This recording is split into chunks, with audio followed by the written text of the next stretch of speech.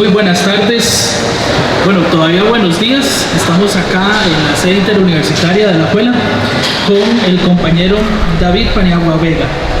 Esta es el segundo podcast de Almuerzos Conversados aquí en la sede interuniversitaria, que es un espacio que hemos construido para reflexionar acerca de los temas de género, ¿verdad? Y este es el segundo podcast y vamos a trabajar el tema de hostigamiento sexual, un costo más de la masculinidad tradicional. Entonces me acompaña David. David es máster en perspectiva de género y derechos humanos, licenciado en psicología, bachiller en género y desarrollo de la Universidad Nacional. Actualmente labora en el Instituto de Estudios de la Mujer de la UNA y como coordinador del técnico en género y políticas locales. También apoya en la implementación de la política contra el hostigamiento sexual y proyectos de investigación de la Universidad Nacional. Consultor independiente en temas de género, masculinidades, prevención del VIH, hostigamiento sexual y derechos humanos. Y ha participado como co-creador de políticas locales para la igualdad efectiva de hombres y mujeres en diferentes cantones. Psicoterapeuta, docente universitario y facilitador de talleres, conferencias en Costa Rica, República Dominicana, Ecuador, Perú y España. Y miembro de Red Men Engage Costa Rica. David, un placer tenerte acá en la sede. Muchísimas gracias, Ali. Para mí es un placer poder estar en este espacio acompañándoles para construir estas reflexiones que son claves dentro de nuestra universidad y poder pues seguir contribuyendo desde parte del Instituto de Estudios de la Mujer también, siempre recargar nuestro compromiso en pro de la igualdad de género y los derechos humanos de la universidad y la sociedad costarricense. Muchas gracias, David. Trabajar el tema de hostigamiento sexual es todo un desafío, ¿verdad? Para la institucionalidad pública, para la sociedad en Costa Rica en general. Pero para los hombres, ¿cómo empezar ese trabajo? ¿Verdad? ¿A qué nos referimos a ese impacto, ¿verdad?, que tiene el hostigamiento sexual como un costo más para las masculinidades tradicionales? Bueno, primero que todo yo creo que hay que empezar definiendo qué es el hostigamiento sexual, ¿verdad? El hostigamiento sexual, en lenguaje sencillo, ¿verdad?, es cualquier comportamiento sexual, ¿verdad?, no deseado por la persona que lo recibe, que al ocurrir una vez o varias veces pueda generar un daño en la persona que lo recibe. Ese daño puede ser físico, psicológico, económico o social. ¿Qué es lo que ha pasado acá? Históricamente esta es una forma de violencia que ha ocurrido, pero ha transcurrido dentro de lo sutil y lo invisible. Está completamente naturalizada al punto que ocurre frente a nuestros ojos, pero no nos damos cuenta muchas veces. O si nos damos cuenta, lo vemos como un chiste, lo podemos ver como algo gracioso o algo inofensivo.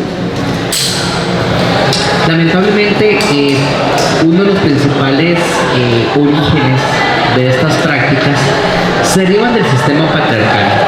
Ese sistema que históricamente ha jerarquizado a las personas según su género, ¿verdad?, colocando a los hombres en posiciones de privilegio, mientras que las mujeres en posiciones de desventaja. Estos roles de género que fomentan la desigualdad han sido precursores de que el hostigamiento sexual siga tomando forma y se manifieste de la manera en que ocurre en nuestro espacio universitario y en otros espacios dentro de nuestra sociedad.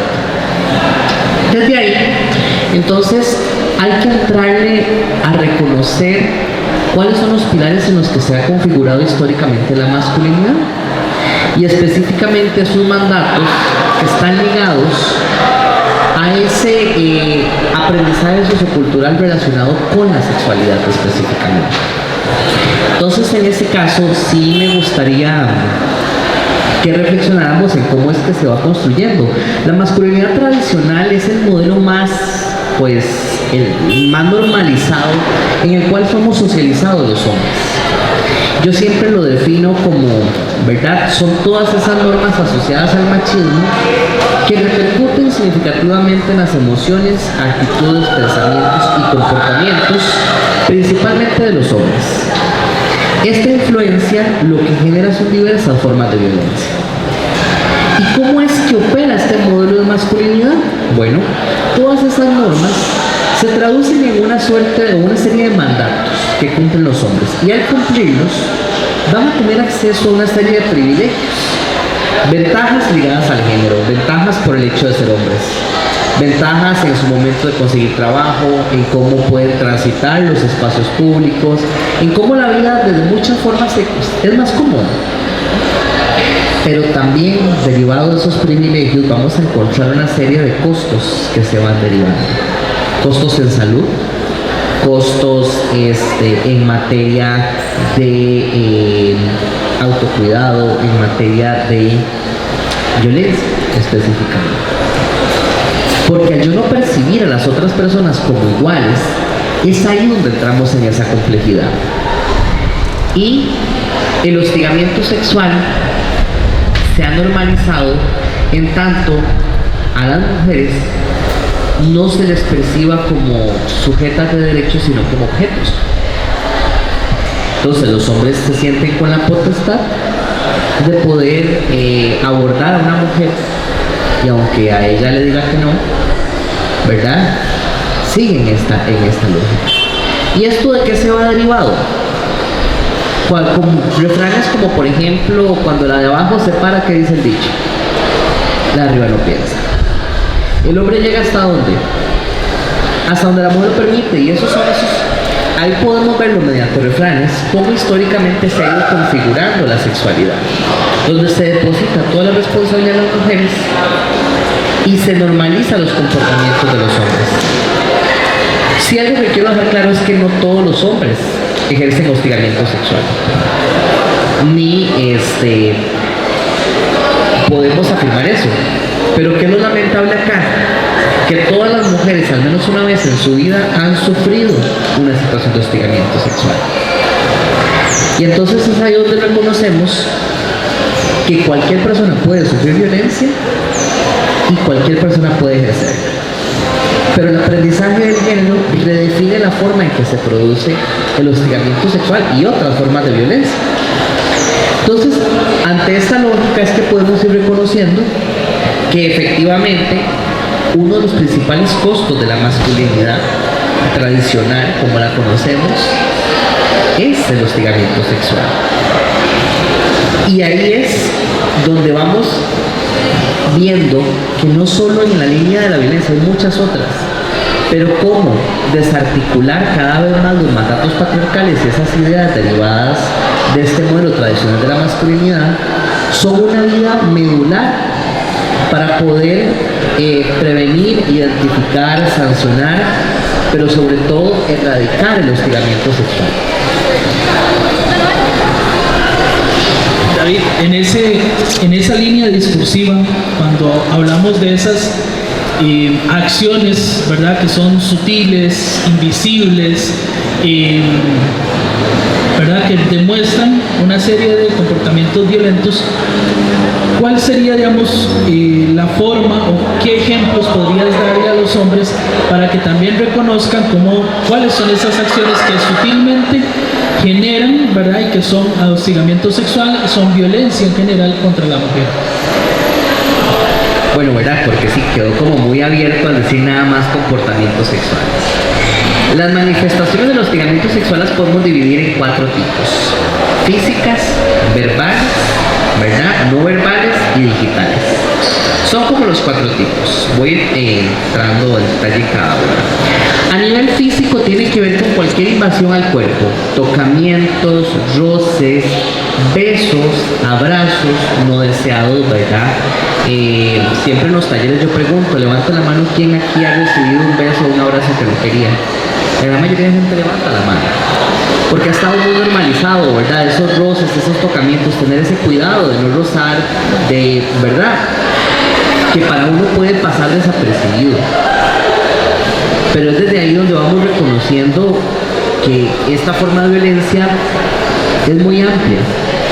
Y uno de los principales temores, ¿verdad?, de las mujeres, de la gran mayoría, de salir al espacio público, por ejemplo, es sufrir este tipo de manifestaciones. A nivel verbal nos referimos a comentarios sexuales, insinuaciones, digamos lo que llamamos los mal llamados piropos. Y algo que a mí me preguntan mucho es, ¿pero por qué los piropos son violencia? ¿Verdad? El piropo, ¿por qué es una forma de violencia? Para esto hay que venirnos al tema del consentimiento. El consentimiento, reconociéndolo desde 3 líneas. El consentimiento para cualquier cosa tiene que ser explícito, es decir, directo y claro. Además de eso, el consentimiento debe de ser entusiasta. No es lo mismo que yo te diga a vos, sí, está bien, ok. Sí, claro, ¿verdad? Es como se dice. Y también es reversible. ¿En qué sentido? En que si yo en algún momento quise hacer algo en tema de conocer, compartir o estar con alguien, pero ya no quiero, es completamente válido, como decimos, echarnos para atrás. Poder revertir, o sea, decir no y detenerlo.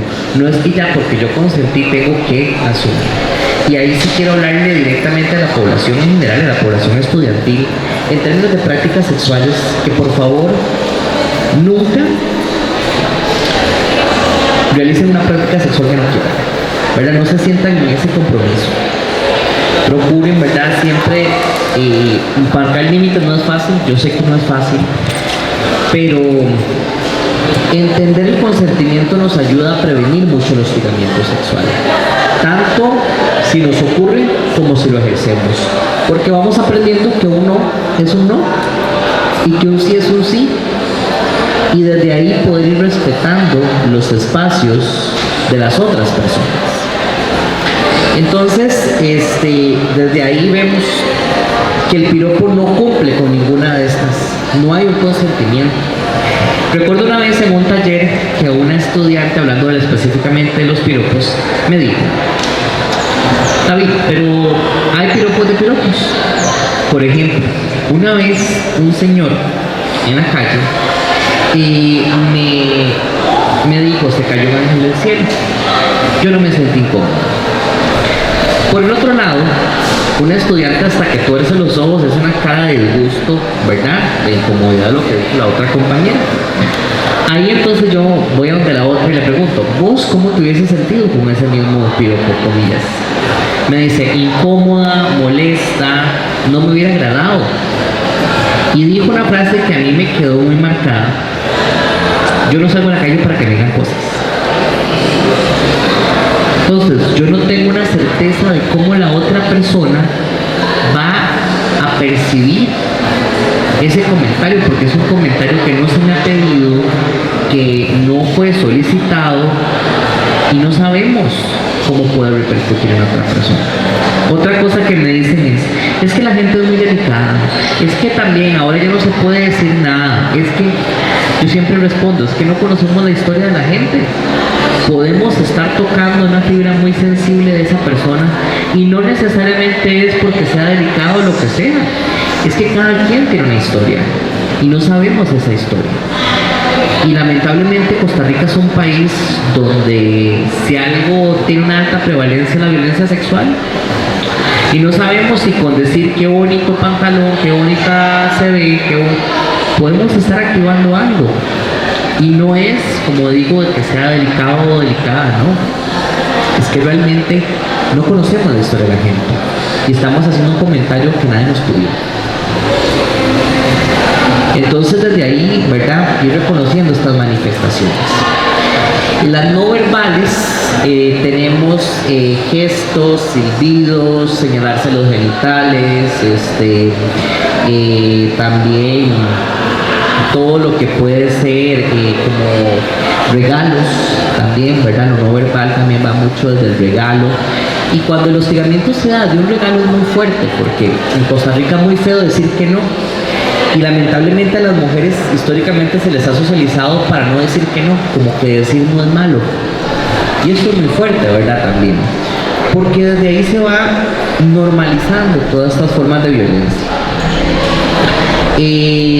¿Verdad? Incluso el que va pasando una chica por la calle, ¿verdad? Y es como esto de pss, pss, ¿verdad? Ese tipo de sonidos a los que nos referimos, ¿verdad? Ese tipo de palabras que a veces van acompañadas de un sonido, o solo una mirada, ¿verdad? Incluso quienes nos están viendo y quienes están presentes por acá, es común haber escuchado: ese tipo prácticamente me desnudó con la mirada, ¿verdad? Y tiene que ver específicamente con eso, porque a veces no hace falta una palabra, no hace falta, ¿verdad? Un tocamiento para hostigar sexualmente a una persona. Como digo, estoy hablando de la mayor tendencia, ¿verdad? Donde las mujeres son las principales hostigadas y los hombres los mayores hostigadores. No obstante, reitero, ¿verdad? Cualquier persona puede sufrir hostigamiento sexual y cualquier persona puede ejercer. Pero estamos viendo esas raíces históricas de cómo es que sí hay una tendencia cultural derivada del aprendizaje patriarcal o machista. Luego también tenemos ya todas las manifestaciones que son digitales, que son aquellas que se dan por medio de tecnologías de la información y la comunicación. Mensajes por correo electrónico, redes sociales, mensajerías como WhatsApp. A veces me han preguntado, y bueno, en apps de ligue, ¿puede haber hostigamiento sexual? Por supuesto que sí, ¿verdad? Y dentro de la universidad, aunque una situación de hostigamiento sexual se dé fuera de un horario, fuera de clase o en un contexto externo, siempre que sea una persona que tenga una relación con la universidad, puede ser denunciada, ¿verdad? Porque también es hostigamiento sexual si se da en una gira, porque a veces ha pasado que se dan manifestaciones, por ejemplo, en una red como Tinder, como Facebook, Instagram, perfectamente, ¿verdad? Y son pruebas fidedignas. A veces cuando nos ocurre una situación de hostigamiento sexual donde está ese mensaje, la principal sensación de la persona es borrarlo para no verlo, porque me genera incomodidad, desagrado, disgusto, pero más bien esas son pruebas claves que debemos de guardar para tenerlas como una evidencia de lo que se está viviendo.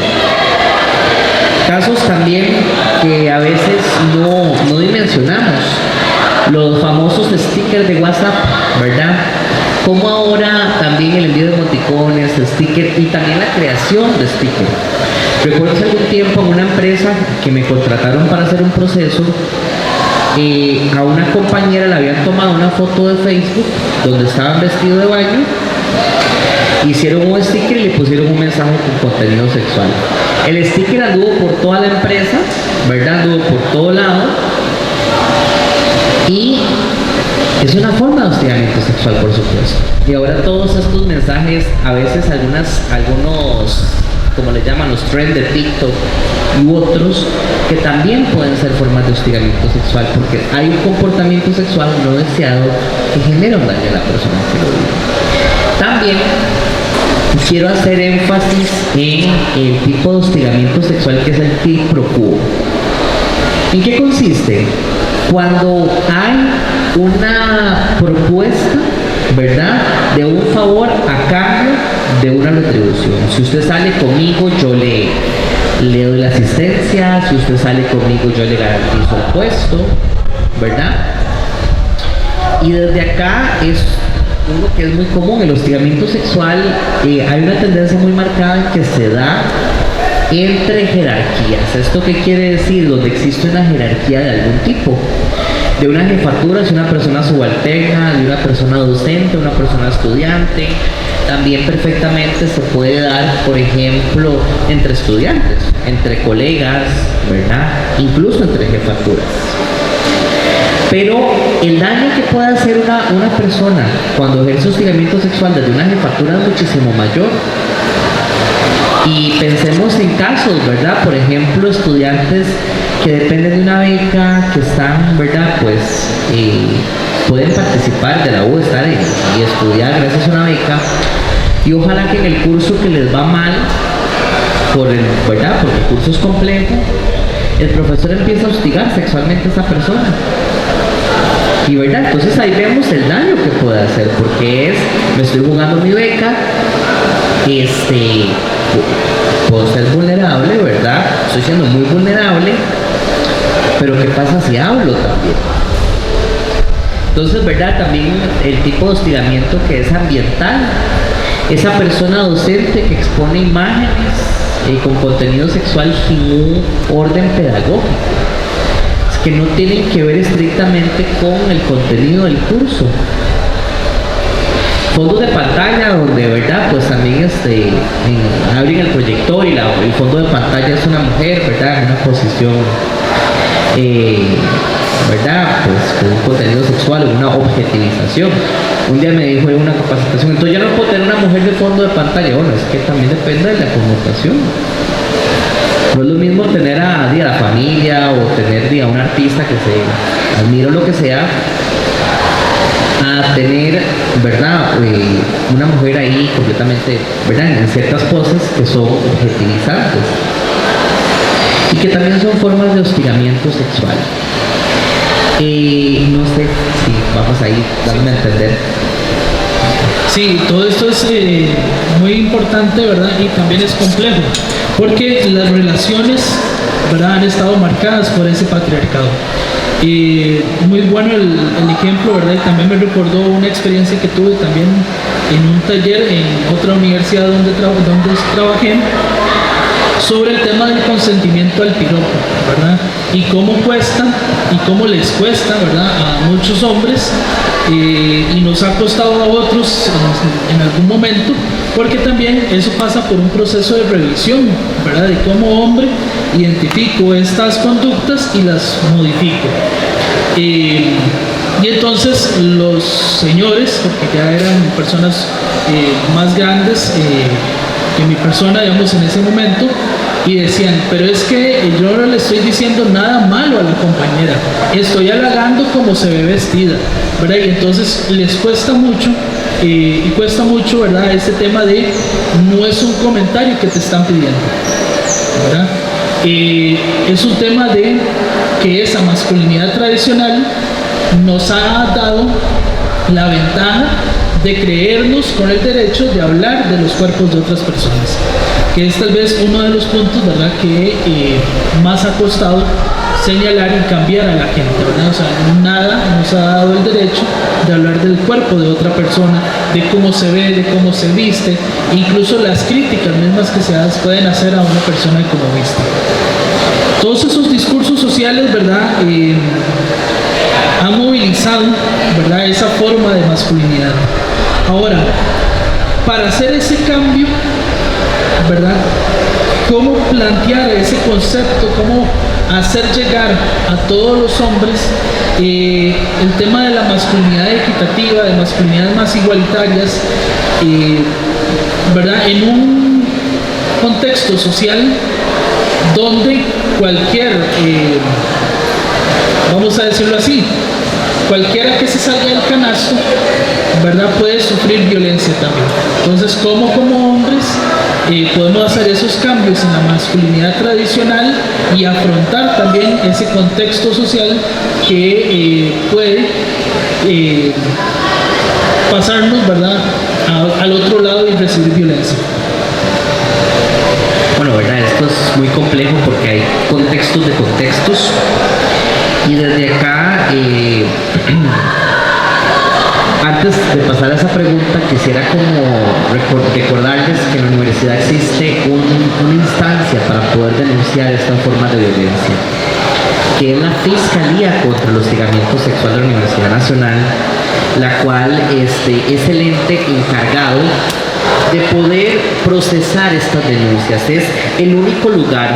Yo no puedo ir a decir, ¿verdad?, a la dirección o a trabajo social. Si como funcionarios o funcionarios nos llega un caso de hostigamiento sexual, nuestro deber es referirlo a la Fiscalía contra el Hostigamiento Sexual, que es el único ente, ¿verdad?, que es el que puede recibir estas denuncias. algo muy importante es la conciliación. En estos casos no se puede conciliar. ¿A qué me refiero? Si a mí una persona llega y me dice que, ¿verdad?, está sufriendo una situación de hostigamiento sexual, yo no puedo llegar y decir, vamos a resolver esto aquí, nos vamos a sentar a conversar aquí y esto no va a pasar a mayores. Eso está prohibido porque no existe igualdad de condiciones para una negociación ante una situación de violencia sexual o una posible situación de violencia sexual. Nuestro rol no es decir si esto pasó o no pasó. Nuestro rol, ¿cuál es? Referir a la Fiscalía, que es el único ente encargado que nos puede asesorar y ayudar en esta línea. La Fiscalía se encuentra en el complejo San Pablo de Heredia, 450 metros al este, en la entrada de residencias estudiantiles. Los teléfonos 2562-6815 y 2562-6816. El correo fiscalía@una.cr. Yo les voy a pasar un link donde va a quedar completo este protocolo para que lo puedan descargar y también informarse en cómo pueden actuar ante una situación de hostigamiento sexual dentro de la universidad. En relación a la pregunta, para mí van dos líneas. Primero, requiere una transformación cultural y las últimas investigaciones se han encargado también en reconocer el impacto económico que tiene el modelo de masculinidad tradicional. Porque si nos ponemos a ver, esto nos afecta a todos y a todas, a los mismos hombres en sí también. Y desde ahí, si los estados empezasen a reconocer ese impacto, yo creo que habría una revolución en la política pública para que desde los gobiernos se empezasen a comprometer a actuar. Porque los costos, ¿verdad? Lo que hacemos del refrán, cuando la vamos para arriba no piensa en qué se traduce, en hostigamiento sexual, violencia sexual, pero también se traduce en altas prevalencias de infecciones de transmisión sexual, donde por ejemplo en materia de VIH el 80% son hombres. La cantidad de embarazos no deseados también tiene que ver con esto. ¿Verdad? Y desde ahí una serie de afectaciones que en materia de ITS, a excepción del virus del papiloma humano, todas están, ¿verdad?, marcadas por hombres. A nivel de accidentes viales, ¿quiénes tienen más accidentes viales? Los hombres, ¿verdad? ¿Quiénes son los motociclistas, ¿verdad? ¿Quiénes tienen así saturados los departamentos de ortopedia de la caja por accidentes automovilísticos? Alrededor del 70% de personas que atienden IAFA son hombres, porque una de las formas en que gestionan sus emociones es mediante el consumo de sustancias y se genera una conexión, por ejemplo. Entonces vemos que yo creo que aquí hay un accionar estatal que si se tomara conciencia sería clave. Pero para que nos vean y nos digan, bueno, mira, yo podría empezar pero desde mí o me interesa, van dos líneas para mí. Primero, aprender sobre estos temas. Qué es el sexismo, qué es el patriarcado, cómo ha funcionado la masculinidad tradicional, cómo me han atravesado a mí los mandatos de la masculinidad. Esa sería la primera vía. La segunda tiene que ver más con potencializar una serie de habilidades que nosotros los hombres no se nos desarrollan en el proceso de socialización. Me refiero a gestión de emociones, a comunicación asertiva, trabajo con el autoestima, a trabajo con el autocuidado, entre otras, que vistas desde una mirada, desde la perspectiva de género, nos ayudan a cuestionar todo este aprendizaje, a volvernos personas más sensibles, humanas y a vivir con mayor bienestar. Porque como les decía, ¿verdad?, no solo el hostigamiento sexual es el único costo, hay un montón más. Los costes en salud, la calidad de vida. Yo les invito a que pensemos cómo es la calidad de vida de nuestros abuelos o los hombres mayores que nos rodean. ¿Cómo son esos estilos de vida? Y cómo eso también ha estado ligado al aprendizaje social del género. ¿Cómo están las mujeres de la misma edad que esos hombres grandes? Y las mujeres desde pequeñas se les socializa para cuidarse y para cuidar. Y desde acá es también nosotros empezar a cuidarnos y a cuidar también. Que esto sea una red que vaya en todas las direcciones y no únicamente, ¿verdad?, las mujeres sosteniendo el cuidado como históricamente ha ocurrido. Entonces va como por ahí un cuestionamiento desde la estructura y el machismo, pero también de ir trabajando en habilidades que me permitan vincularme conmigo mismo y con las otras personas de una forma distinta. Sí, y yo creo que esa es parte del objetivo, ¿verdad?, de esta generación de este espacio, poder llevar este mensaje, ¿verdad?, para reconocer desde las posiciones teóricas y cómo llevarlo a la vida cotidiana, ¿verdad?, esos conceptos del patriarcado, el sexismo, el machismo, el hostigamiento sexual, y como hombres, ¿verdad?, podemos ir escuchando este tipo de espacios para que nos hagan reflexionar acerca del tema. La universidad tiene espacios, se han generado, hay política universitaria en torno al tema del hostigamiento sexual. Bueno, ya nos hablaste de el protocolo de denuncia, del trabajo que hace la Fiscalía, pero ¿qué otras acciones en política pública ha establecido la Universidad Nacional para trabajar el tema de hostigamiento sexual? Bueno, la universidad tiene bastantes mecanismos, ¿verdad?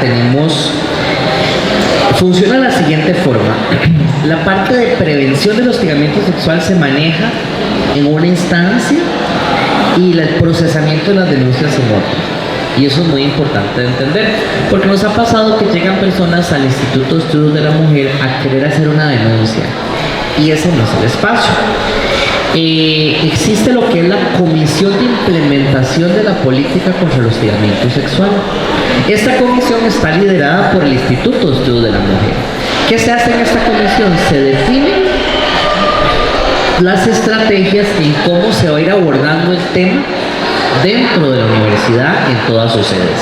Ahí está el CITUM, está la Defensoría Estudiantil, está también Rectoría, FEUNA, ¿verdad? Hay personas representantes de la Fiscalía, ¿verdad?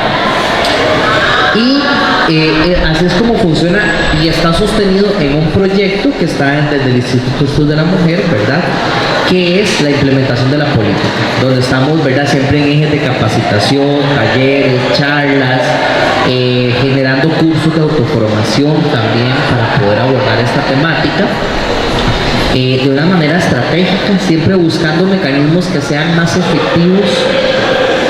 Y luego está la Fiscalía contra el Hostigamiento Sexual, que es donde se reciben las denuncias. Es importante reconocer que la universidad cuenta con una psicóloga y una abogada especializada en el tema de hostigamiento sexual, que permite a las personas que lleguen informarse. La Fiscalía no solo para denunciar, sino también podemos ir a hacer preguntas, podemos emitir consultas, ¿verdad?, a la Fiscalía, y ahí está una psicóloga y una abogada que nos pueden apoyar.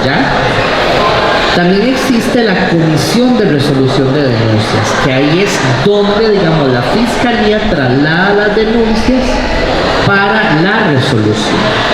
El plazo aproximadamente es de 3 meses, aunque son días hábiles, ¿verdad?, porque realmente hay muchos, a veces, retrocesos producto de la misma funcionalidad institucional, feriados, ¿verdad?, lo que son fines de semana, esos tiempos. Y que desde ahí también sepamos que una situación de hostigamiento sexual tenemos 8 años para poder presentar una denuncia. Hay hasta 8 años para poder denunciar una situación de hostigamiento sexual. Esa es la última reforma. Como les decía, no se puede conciliar. ¿Cuáles son las sanciones por hostigamiento sexual dentro de la universidad? Para personas funcionarias puede haber, ¿verdad?, lo que es una amonestación, ¿verdad?, lo que es una suspensión con goce o sin goce de salario, y el despido sin responsabilidad patronal. En el caso de estudiantes, las sanciones es un apercibimiento escrito, expulsión temporal o expulsión hasta por 5 años. Si es una persona que tiene un contrato con la universidad, sería el cese de contrato sin ninguna responsabilidad. Esas son como las sanciones, y la Comisión de Resolución de Denuncias es la que se encargaría de definir y de dar un dictamen ante una situación de esta naturaleza. Si bien hay esfuerzos dentro de la universidad, no es un secreto decir que necesitamos más trabajo, más. Ahora para el próximo semestre la rectoría nos da una jornada, lo cual ¿verdad? Pero requerimos más recursos desde muchos lugares, porque atender toda la prevención desde la universidad es muy complejo y el proyecto, ¿verdad? Somos 3 personas, entonces, y no estamos tampoco en la política, entonces esto tiene sus implicaciones. Pero sí existe, ¿verdad?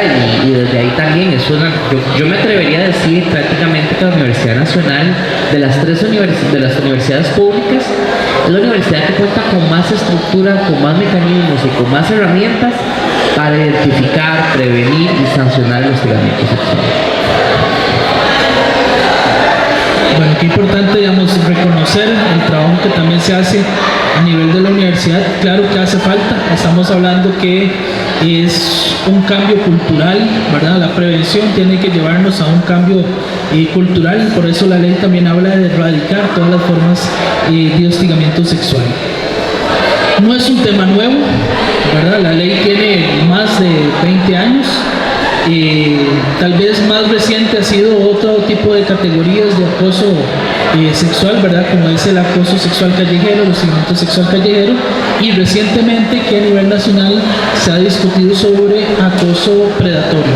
Tal vez para ir cerrando el tema sobre hostigamiento sexual, David, y este espacio de reflexión que hemos tenido hoy, ¿qué nos puedes contar sobre el acoso callejero y el acoso predatorio, ¿verdad? Como esas figuras que están a la par del hostigamiento sexual y que tal vez se salen de la institucionalidad, pero que responden a los mismos discursos que reproduce la sociedad dentro de las universidades y en la sociedad en general. Muy importante.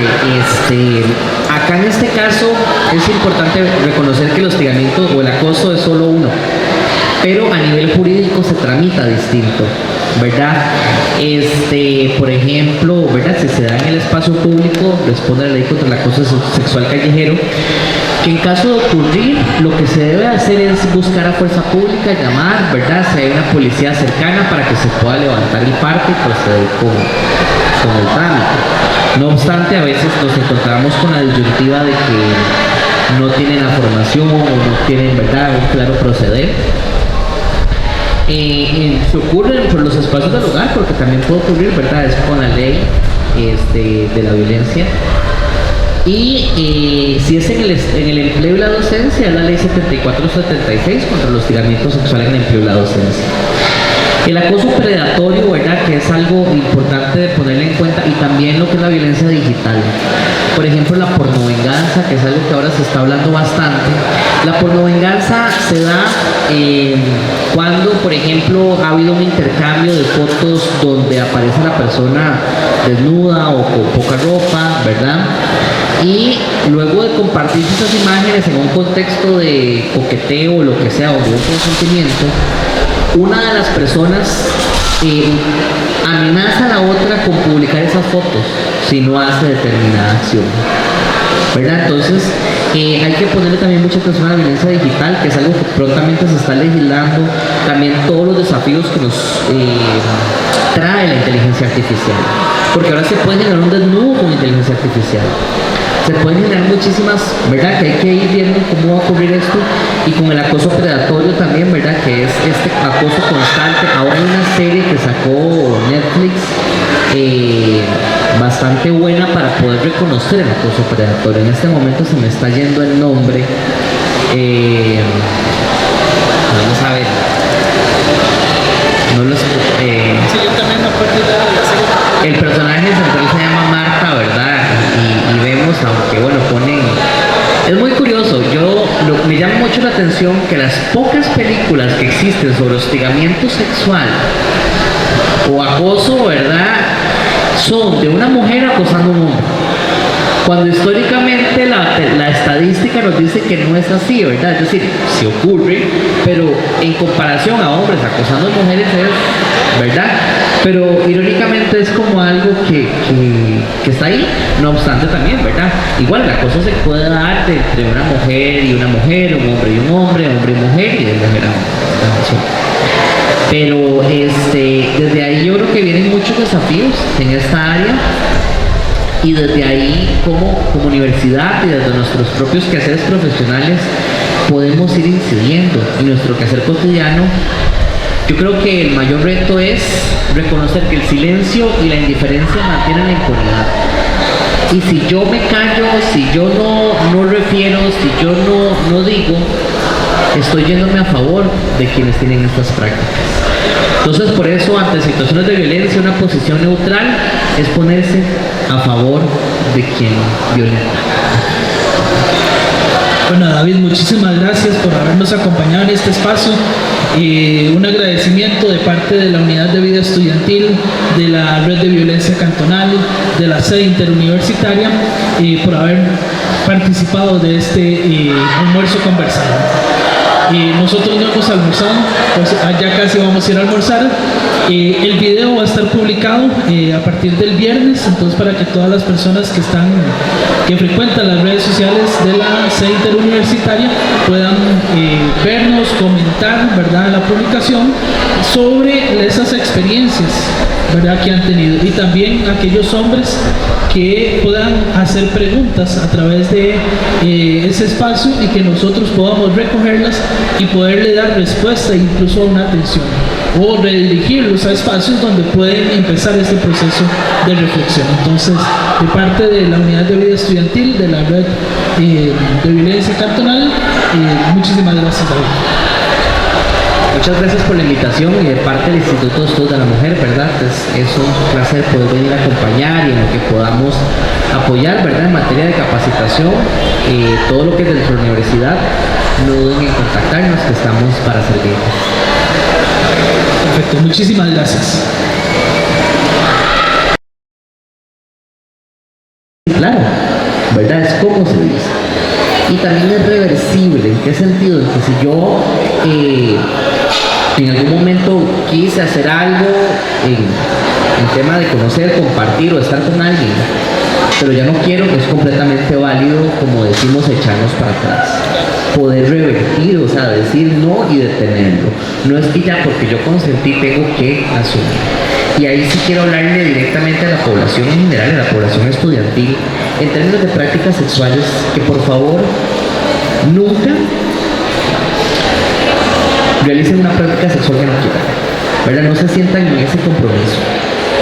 Procuren, ¿verdad?, siempre marcar límites. No es fácil, yo sé que no es fácil, pero entender el consentimiento nos ayuda a prevenir mucho el hostigamiento sexual, tanto si nos ocurre como si lo ejercemos, porque vamos aprendiendo que un no es un no y que un sí es un sí, y desde ahí poder ir respetando los espacios de las otras personas. Entonces, desde ahí vemos que el piropo no cumple con ninguna de estas, no hay un consentimiento.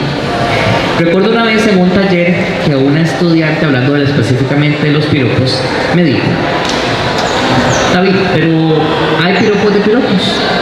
Por ejemplo, una vez un señor en la calle me dijo: se cayó un ángel del cielo. Yo no me sentí incómodo.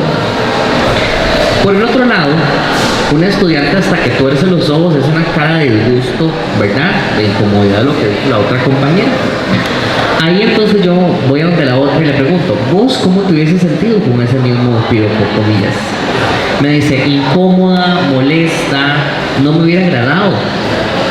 Y dijo una frase que a mí me quedó muy marcada: yo no salgo a la calle para que me digan cosas.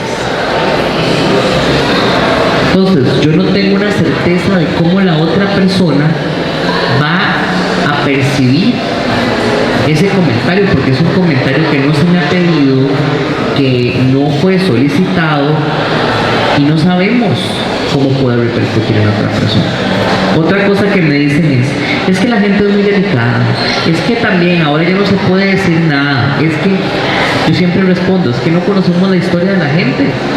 Podemos estar tocando una fibra muy sensible de esa persona y no necesariamente es porque sea delicado o lo que sea, es que cada quien tiene una historia y no sabemos esa historia.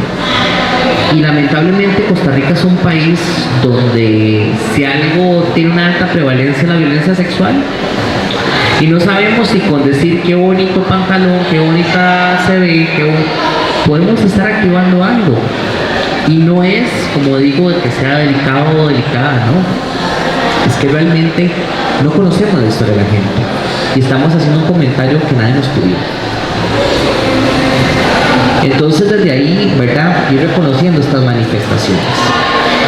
Las no verbales, tenemos gestos, silbidos, señalarse los genitales,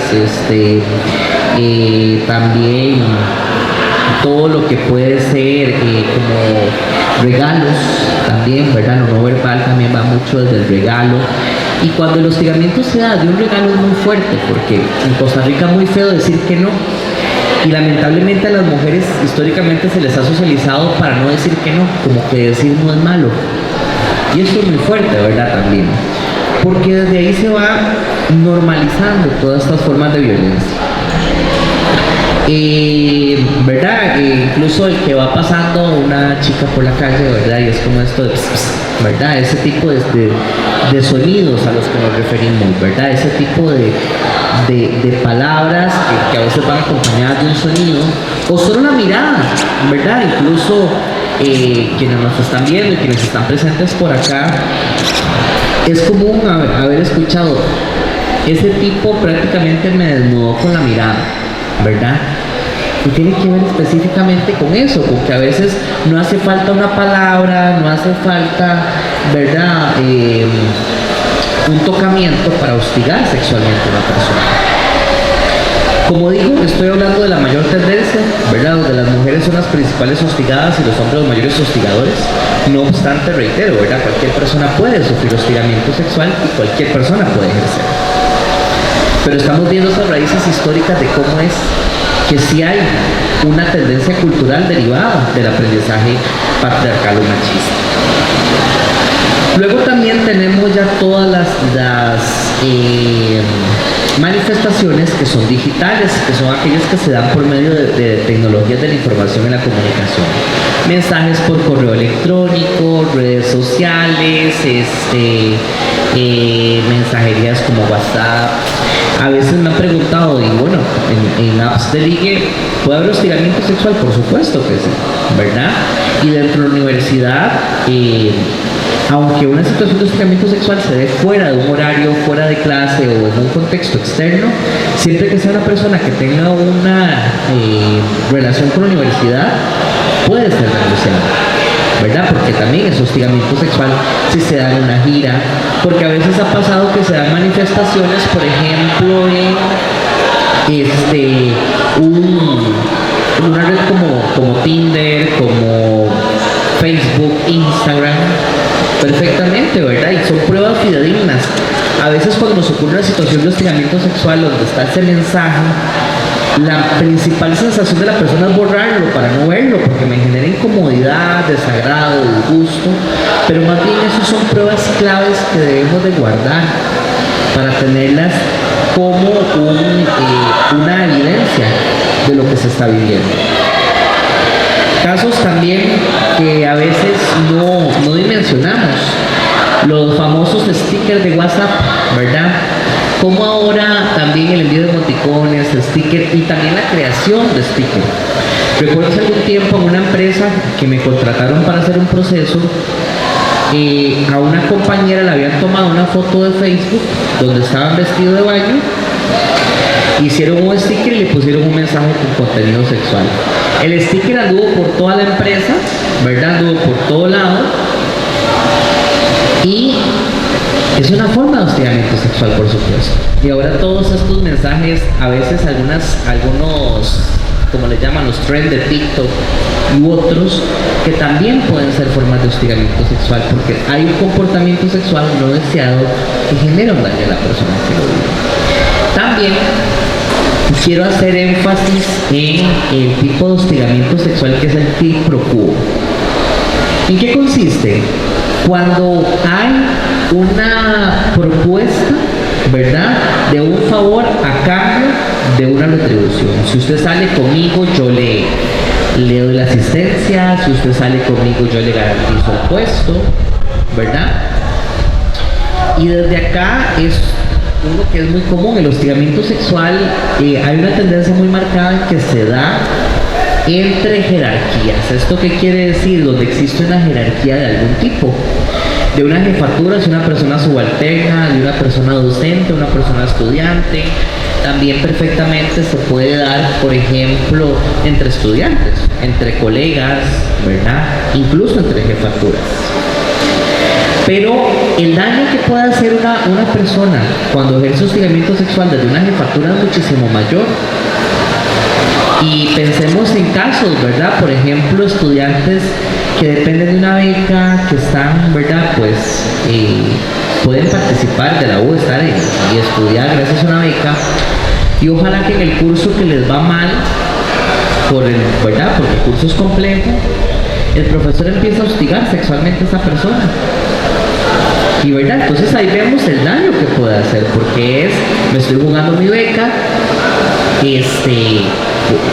puedo ser vulnerable, ¿verdad? Estoy siendo muy vulnerable, pero ¿qué pasa si hablo también?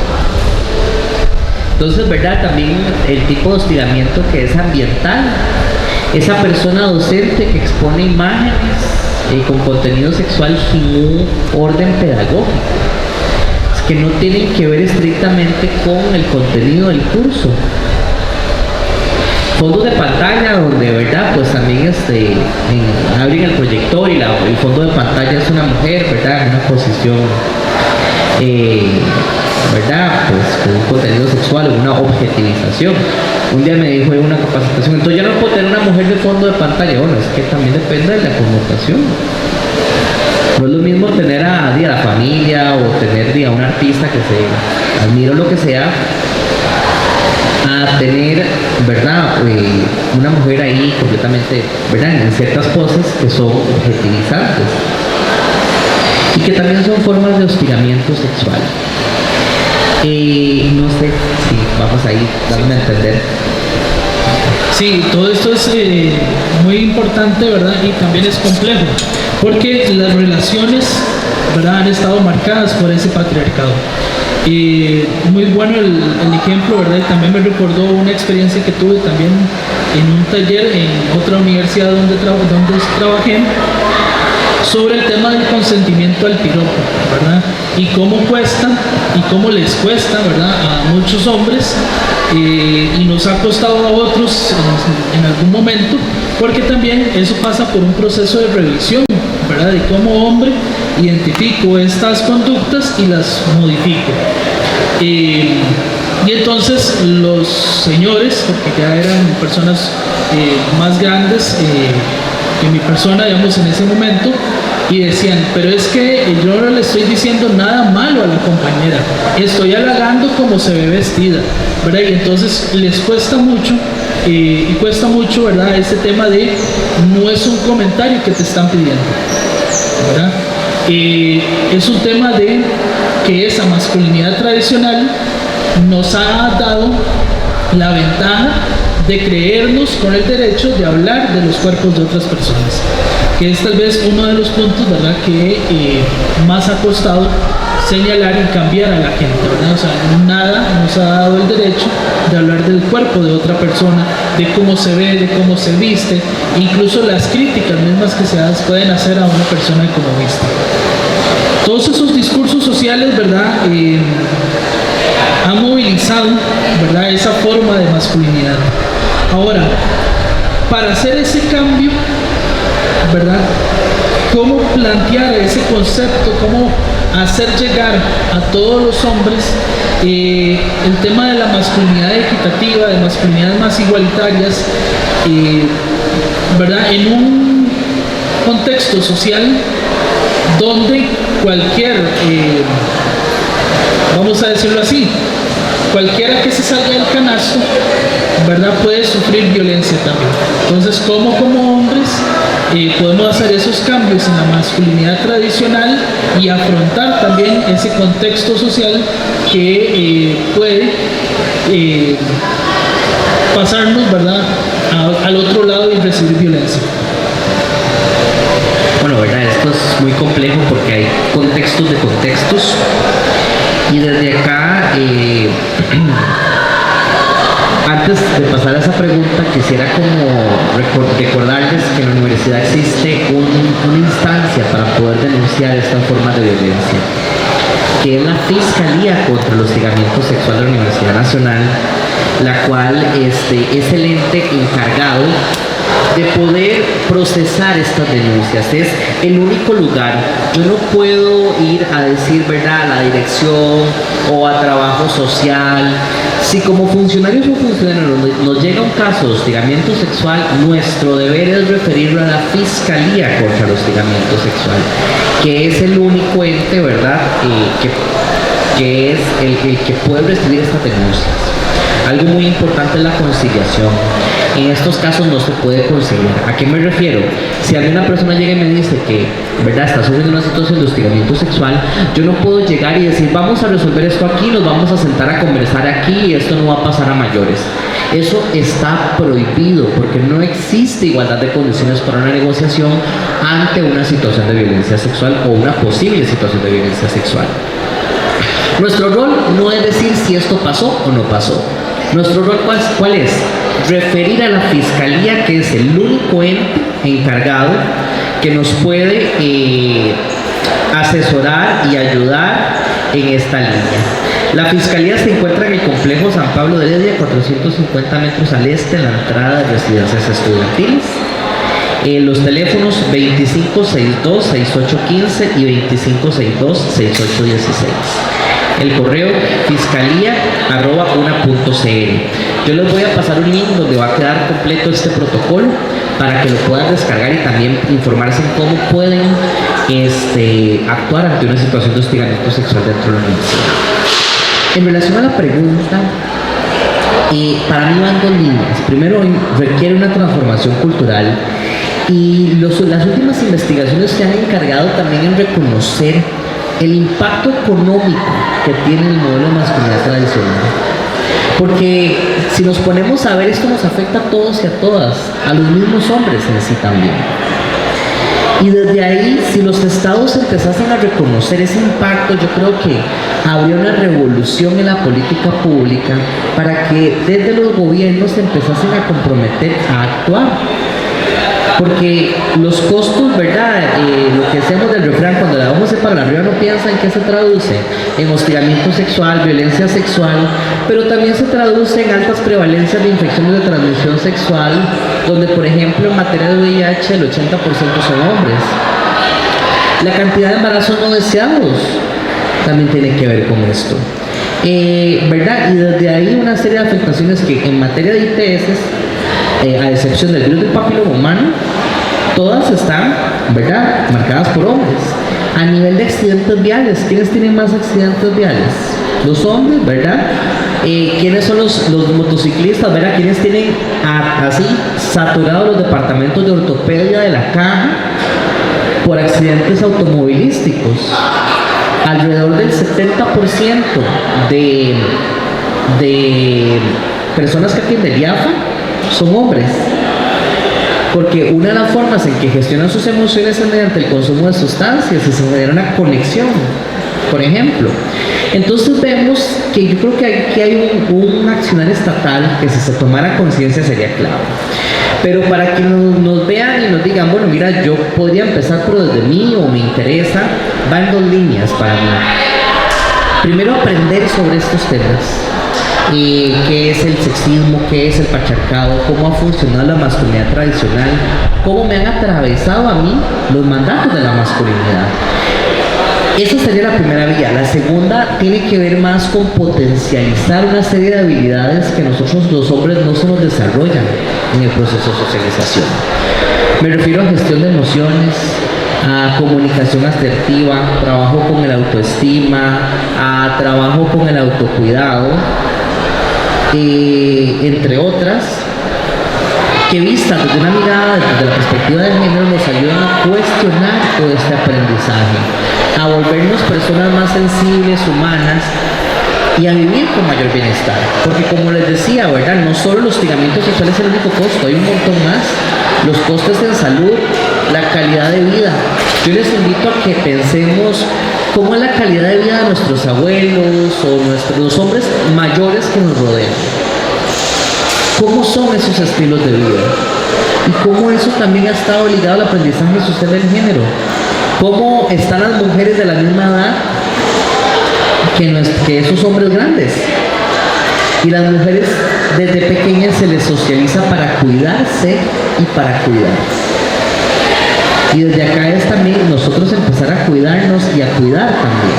Que esto sea una red que vaya en todas las direcciones y no únicamente, ¿verdad?, las mujeres sosteniendo el cuidado como históricamente ocurrido.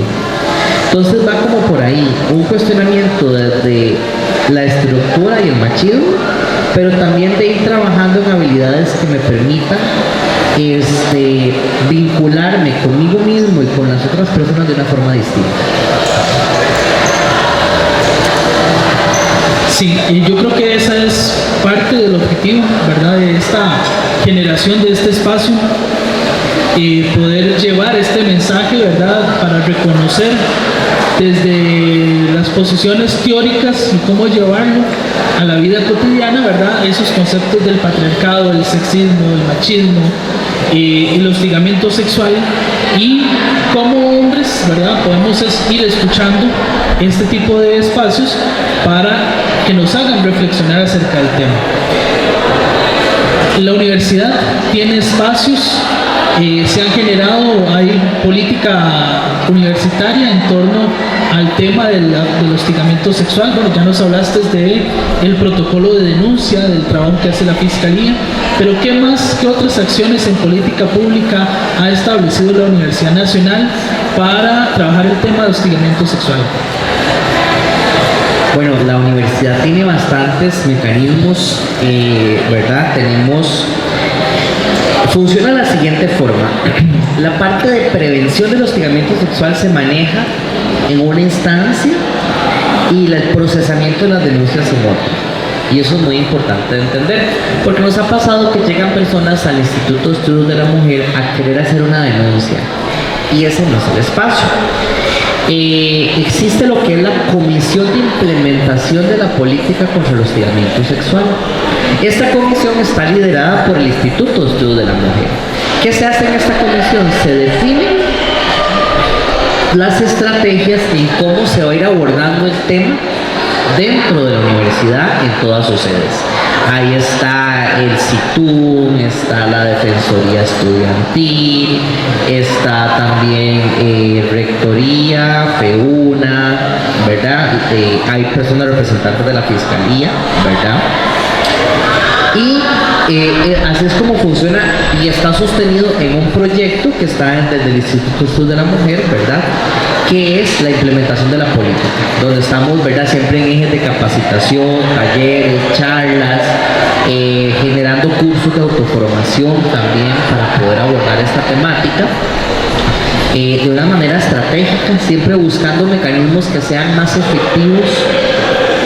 Y luego está la Fiscalía contra el Hostigamiento Sexual, que es donde se reciben las denuncias.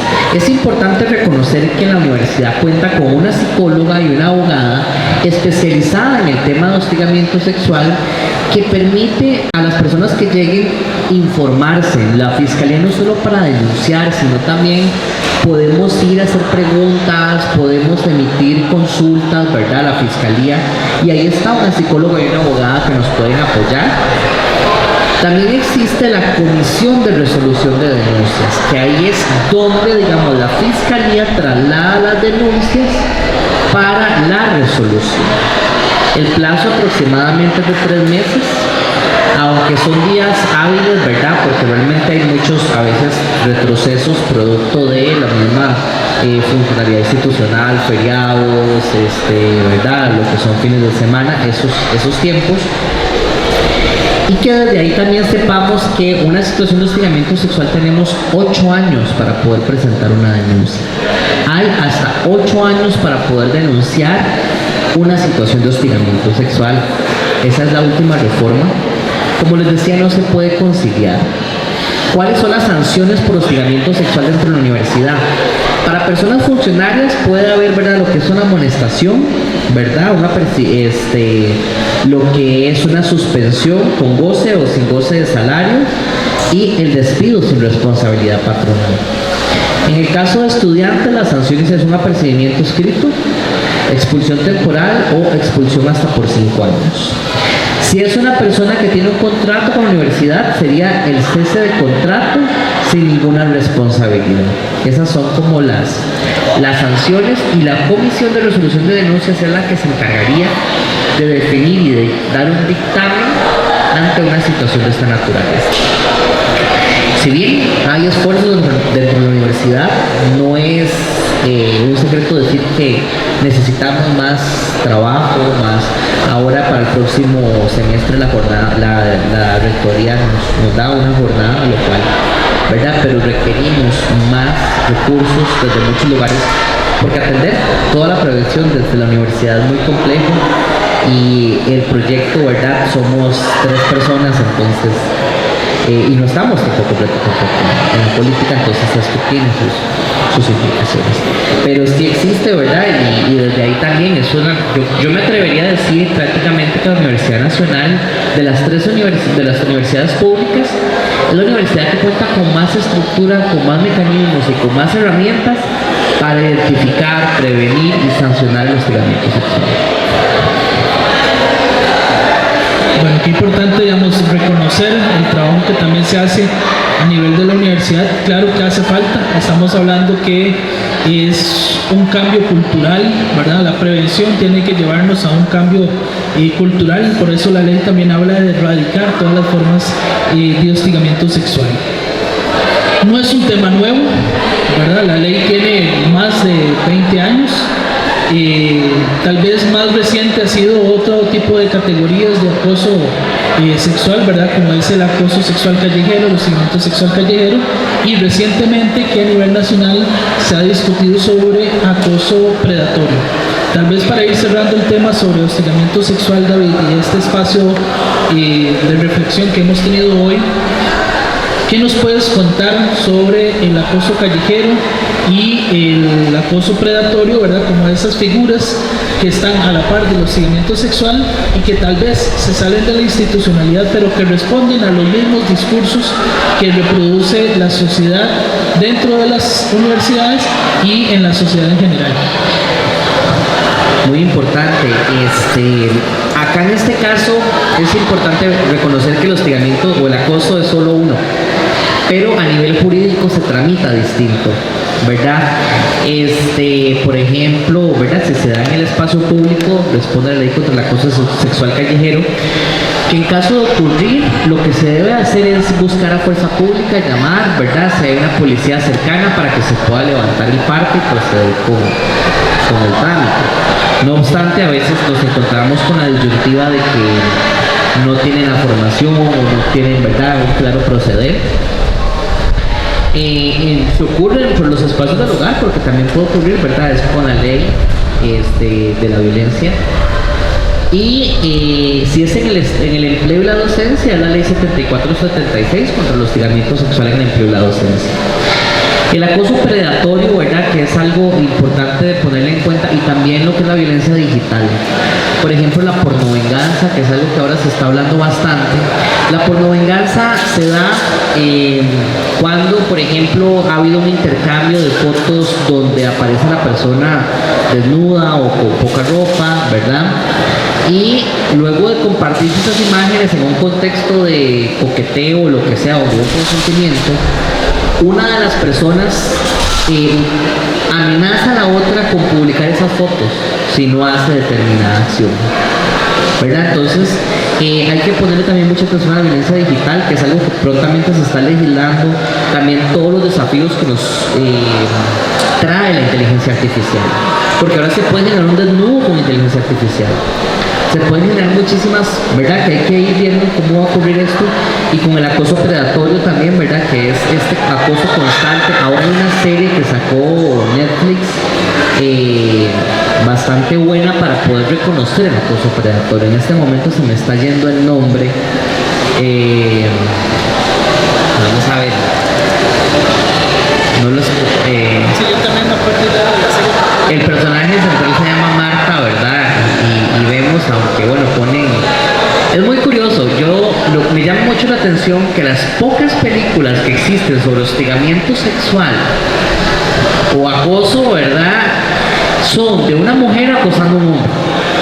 Cuando históricamente la estadística nos dice que no es así, ¿verdad? Es decir, sí ocurre, pero en comparación a hombres acosando a mujeres es, ¿verdad? Pero irónicamente es como algo que está ahí, no obstante también, ¿verdad? Igual el acoso se puede dar entre una mujer y una mujer, un hombre y un hombre, hombre y mujer y de mujer a hombre. Pero desde ahí yo creo que vienen muchos desafíos en esta área. Y desde ahí, como universidad y desde nuestros propios quehaceres profesionales, podemos ir incidiendo en nuestro quehacer cotidiano. Yo creo que el mayor reto es reconocer que el silencio y la indiferencia mantienen la impunidad. Y si yo me callo, si yo no refiero, si yo no digo, estoy yéndome a favor de quienes tienen estas prácticas. Entonces, por eso, ante situaciones de violencia, una posición neutral es ponerse a favor de quien violenta. Bueno, David, muchísimas gracias por habernos acompañado en este espacio. Un agradecimiento de parte de la Unidad de Vida Estudiantil, de la Red de Violencia Cantonal, de la sede interuniversitaria, por haber participado de este almuerzo conversado. Nosotros no hemos almorzado, pues ya casi vamos a ir a almorzar. El video va a estar publicado a partir del viernes, entonces para que todas las personas que frecuentan las redes sociales de la sede interuniversitaria puedan vernos, comentar, ¿verdad?, la publicación sobre esas experiencias, ¿verdad?, que han tenido, y también aquellos hombres que puedan hacer preguntas a través de ese espacio y que nosotros podamos recogerlas y poderle dar respuesta incluso a una atención o redirigirlos a espacios donde pueden empezar este proceso de reflexión. Entonces, de parte de la Unidad de Vida Estudiantil, de la Red de Violencia Cantonal, muchísimas gracias, David. Muchas gracias por la invitación y de parte del Instituto de Estudios de la Mujer, ¿verdad? Es un placer poder venir a acompañar y en lo que podamos apoyar, ¿verdad?, en materia de capacitación, todo lo que es dentro de la universidad, no duden en contactarnos, que estamos para servirles. Perfecto, muchísimas gracias.